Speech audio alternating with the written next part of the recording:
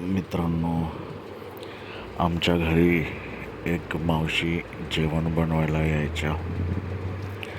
नेहमीप्रमाणे त्या आज देखील घरी जेवण बनवायला आल्या होत्या. पण आज सर्व घरचे बाहेर गेले असल्यामुळे घरात मी एकटाच होतो.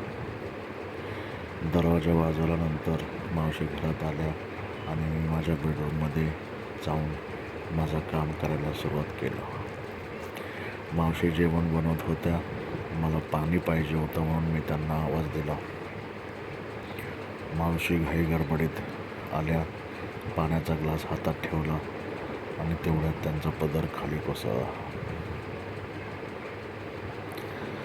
आधीच खूप माझा धावायचा मूड झाला होता आणि त्यात मावशीचे अर्धे 2 बॉल पाहून माझा लवडा एवढा टाईट झाला की विचारू नका. जसं तुमचा आत्ता माझं हे बोलणं ऐकून टाईट झालं आहे, अगदी तसंच. मी काही बोललो नाही, कारण मावशी या खूप जुन्या होत्या आणि त्यांना असं पाहणं देखील मला खूप लाज वाटत होती. पण या लवड्याचं काय करणार, त्याला तर अजिबात लाज वाटत नव्हती. आज काय माहिती काय झालं, मावशीला करण्याचा खूप मूड झाला होता. असं वाटत होतं मावशीला मागून जाऊन धरावं आणि करावं. विचार करत होतो नेमकं काय करू. मग मी गेलो किचनमध्ये गेल्यानंतर मला मावशीचं मागून जो तिचा बोचा होता तो दिसला. असं वाटत होतं माझा लवडा धरावा आणि त्या मावशीच्या बोच्यावरती फिरवावा. पण काय करणार, खूप भीती वाटत होती. जर घरी सांगितलं तर काय होईल, म्हणून मी कंट्रोल केला. आणि किचनमध्ये गेल्यानंतर हळूच नजर चुकीने हात लागला असं दाखवून मावशीच्या बोच्यावर हात फिरवला. मावशीला त्याचं काहीच वाटलं नाही. मग मी देखील अजून हिंमत थोडी केली आणि मावशीच्या मागे जाऊन उभा राहिलो आणि माझा लवडा हळूच मावशीच्या बोच्याला टेकवला. मित्रांनो, हे सांगताना देखील माझा लवडा एवढा टाईट झाला आहे की विचारू नका. जसा आता तुमचा टाईट झाला आहे आणि तुम्ही चड्डीत हात घालून त्याला शांत करत आहात, अगदी तसंच. एवढं करून देखील मावशीने काहीच मला प्रत्युत्तर दिलं नाही किंवा ओरडली नाही. मला आज काही करून मावशीला ठोकायचंच होतं,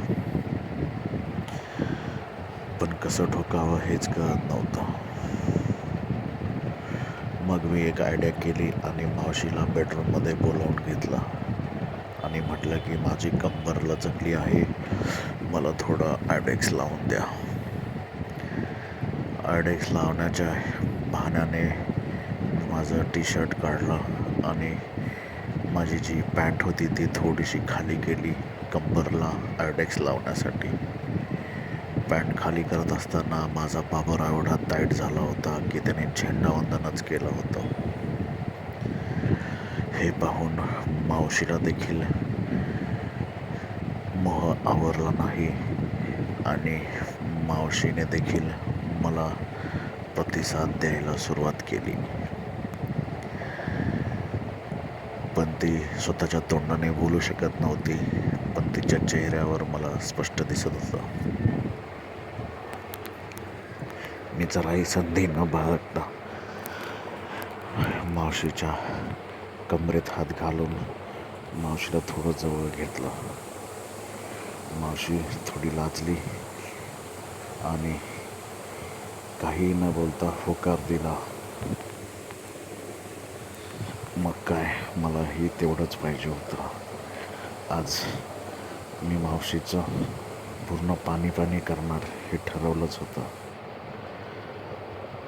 बाहेरचा दरवाजा नीट लावला आहे की नाही याची खात्री केली आणि लगेच बेडरूममध्ये आलो. मावशीला साडी काढायला सांगितली आणि अर्धी साडी काढून झाल्यावर मीच ती पूर्ण साडी खेचून मावशीला पूर्णपणे नाकडा करून टाकला. रोज मावशीला साडीवर पाहण्याची सवय होती, पण आज मावशीला असं नागडं पाहून माझा लवडा अजून टाईट झाला. आता मला राहवत नव्हतं आणि माझ्या लवड्याला देखील. मावशीचे बॉल एवढे मोठे होते हे आज मला कळालं, कारण साडीमध्ये मला एवढं काही दिसत नव्हतं. मावशीचा डावा बॉल तोंडात घेऊन मी खूप चोखत होतो आणि उजवा बॉल एका हातात घेऊन जोरात दाबत होतो. मी जसं जसं चोखत होतो तसं मावशी अंग चोरत होती आणि जोरात ओरडत होती. मला कळून चुकलं होतं की मावशीला हेच पाहिजे आहे. मलाही राहवत नव्हतं. मी माझा लवडा मावशीच्या चिमणीत हळूचपणे घातला. जसा लवडा माझा मावशीच्या चिमणीत गेला तशी मावशी जोरात ओरडायला लागली. मला केव्हा माझं पाणी पडेल असं वाटत होतं.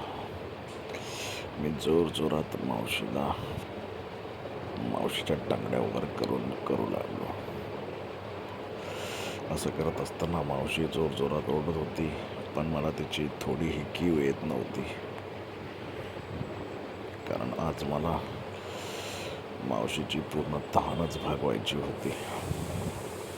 मावशीला नवरा नव्हता. खूप दिवसांनी आज तिला हे सुख भेटणार होतं. खूप जोरात केल्यानंतर मला इच्छा झाली की मावशीने माझा लवडा तोंडात घ्यावा. मावशीने माझा लवडा तोंडात घेतला आणि जोरात चोखू लागली.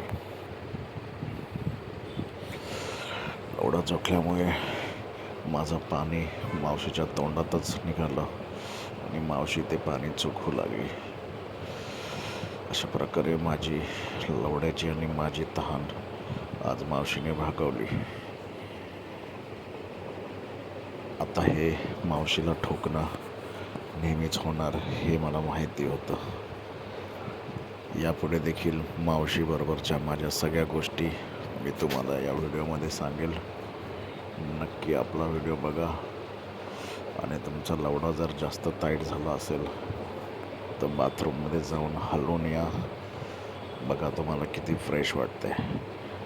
तुमच्यासारख्या सर्व अशा अतृप्त आत्म्यांसाठी हा आपला चॅनल मी सुरू केला आहे. व्हिडिओ आवडल्यास नक्की आपला चॅनल सबस्क्राईब करा, कारण अशाच मी नवनवीन कथा तुमच्यासाठी घेऊन येणार आहे. आणि तुमचा बाबूराव आणि तुम्हाला नेहमी खुश ठेवणार आहे. धन्यवाद.